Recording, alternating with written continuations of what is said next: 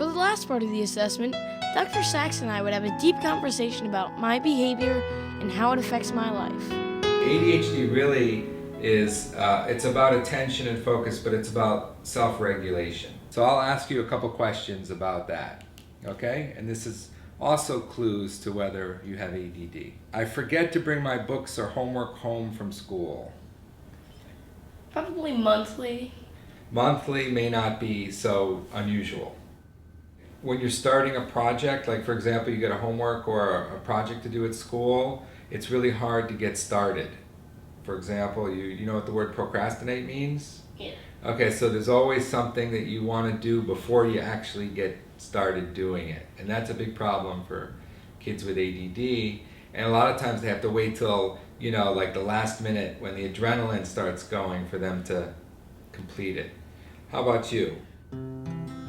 I really enjoyed talking with Dr. Sachs. He made me think a lot about my own conduct and how it affects me. I realized that a lot of my behavior was just part of being a regular 11-year-old kid. But I was still a little bothered by all that scary stuff I read on the internet. So I looked on the internet for like ADHD in kids and the symptoms of ADHD. And I realized I do a lot of those symptoms, and I got a little nervous. So why do some other kids or me have some of those symptoms, but they don't actually have ADHD? It's a good question because you're right. Some of the symptoms that we talked about happen to normal kids. You said you might forget things from time to time, right? But if you have ADHD, you're forgetting things all the time, which means you're forgetting your books at school, you can't do your homework. You said it's difficult to sit still and you daydream sometimes, right?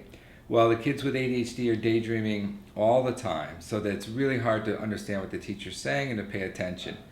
And you have normal problems that any other kid your age would have, but they're not significant and they don't impact your life to such a degree. So in conclusion, Zachary, you do not have ADHD. So even though going through the assessment was a little scary at first, I learned a lot about myself, and I'm glad I went through the process. But some kids might get a different diagnosis, and I wonder what life is like for them. In the next segment, I'll talk with a really cool kid that lives with ADHD every day.